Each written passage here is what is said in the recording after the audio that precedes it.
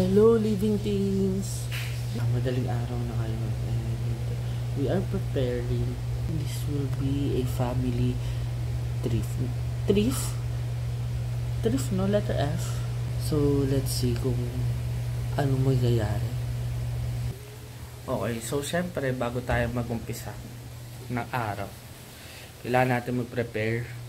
Nakapaligo na yung kapatid ko, so ako naman. Tara, samahan nyo. Uy! Hindi kayo sasama dito. Ano ba kayo? Kayo talaga, maiwan kayo dyan. Ano ba? Huwag na kayo sumama. Dyan na kayo. Ayan, tapos na kami mag-freshen up. So, ayan, naka-outfit na kami. And, diretso na kami sa airport. Maldives. Here we go. Maldives? Ano ba tamang pronunciation? A, B, or C? Choice nyo? Show nyo? Wow. And send it to 2366. Charis. Okay, so let's go. Tara, let's go. And nandito na nga kami sa airport. Oh my gosh, first time namin makarating ng airport. I mean ako, tsaka si Joanna. Pero si Daddy, paano yun? Saan titimbangin? Wala na. Sana nagdala ako na 10 kilo. Ay, sana. So as a first timer, nabobobo pa tayo sa airport. As an early bird ng mga living things, no? Mamaya pa yung boarding. So as hindi tayo marunong mag-vlog, kaya very close up, alam mo yun. Parang hindi ako sumisigaw. Kasi nakakahiya naman dito mag-vlog, di ba? Ano naman nararamdaman mo ngayon? Sasakay ka. Excited. So habang naghihintay kami ng aming boarding, ano muna tayo? Outfit check! Ako ay bilang isang lumot.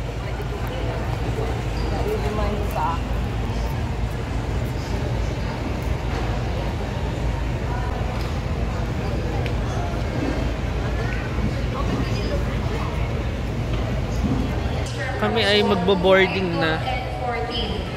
Magkasama kami ni Joanna. Tapos si Daddy. Bye-bye. Si Daddy. So God bless our trip.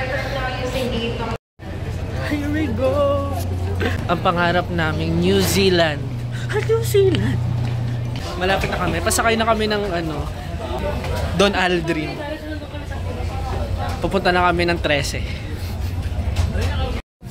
Alright, living things. Nasa airplane na kami. We're going to South Korea. South Korea. Okay, nice. Thank you.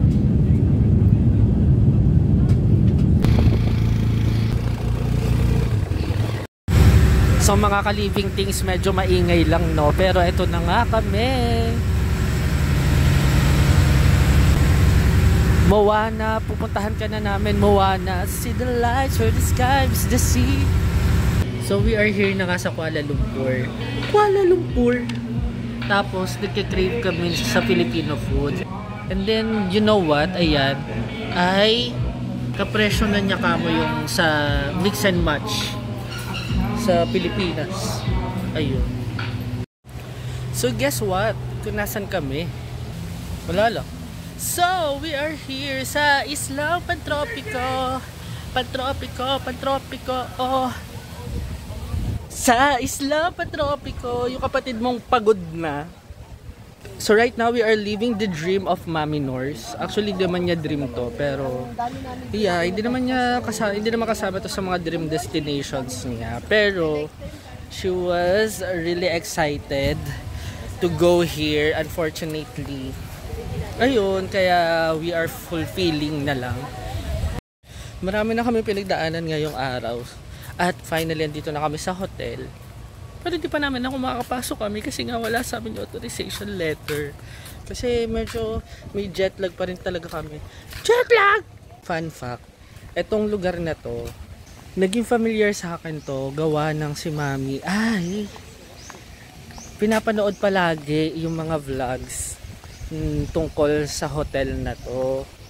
So yun, yung laman ng YouTube niya is tungkol sa Boracay. And then, ayun nga yung hotel na to. Kaya parang na-tour na kami, ganun.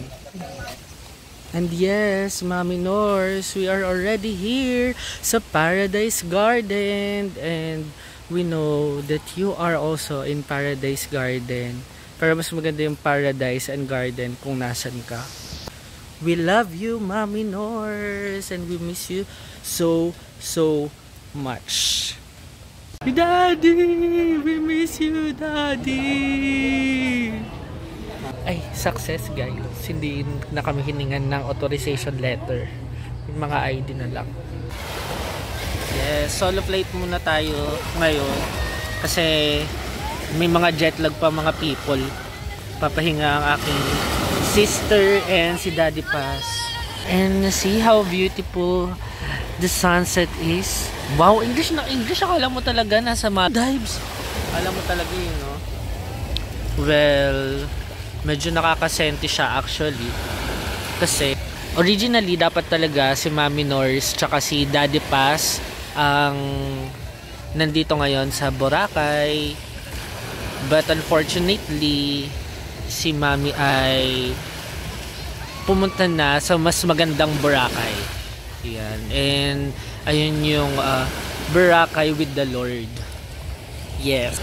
So, dahil nga book na ang lahat, nakaplano na ang lahat, kesa i-cancel pa, kaya ang ginawa, itinuloy na lang, tapos kami na lang din. So, ano ba? Paano ba nabuo? Bakit ba sila magboborakay? So, si kuya ko, tsaka si Ate Jat, no, naisip nila na plano nila na i-treat si Mami at si Daddy dito sa Boracay. So, ito yung aming anniversary gift sa kanila nung April. Tapos, ito yung season na nakita nilang free para sa kanila. Si Mami nun sobrang excited. Tapos, kung alam nyo lang talaga, ang dami niyang pinapanood sa YouTube about Boracay, yung pag-i-stayan nila, ano yung mga kailangang i-prepare. At sa sobrang excited din ni Mami, no, nakailang order siya ng aqua shoes. Order siya ng order online. I think 4 ata yung in-order niya. Kasi it's either yung sukat or yung design. Ayun. Tapos, yun din, yung swimwear din niya, nakailang order din siya. Kasi yung sukat naman, ganun. So, ganun siya ka-excited. And then, yun nga, hindi naman inaasahan ng lahat. Tapos, pinufulfill namin ngayon yung isa sa mga hindi niya actually dream na makarating dito. Hindi naman niya actually din hindi, ewan ko pero pag natatanong kasi namin siya, saan niya gustong pumunta, more on mas gusto niya sa Palawan, mas okay sa kanya yon kaysa sa Boracay, no. Wala sa wishlist niya na mag-Boracay. Pero kahit ganun na hindi niya talaga plano na makarating ng Boracay, grabe yung excitement niya ba sa ganung mga paghahanda na ginawa niya. So yun, we miss you, Mami Nors. Yeah. We wish sana, no, na kasama ka namin dito. But yeah, it's okay. And we will be okay. We will be fine. We love you, Mami Nors, and we love you, Lord. We love you the most. Hala, naiiyak.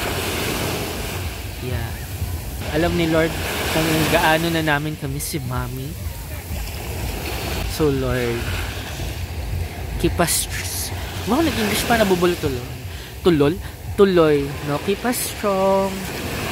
And this amazing creation of yours reveals who you really are. See that? Yan. The beautiful creation of God. Kung gaano namin minamahal si Mami Nor. Syempre, masigit pa yung pagmamahal namin kay Lord. So, yeah, we love you, Lord. We love you, Lord.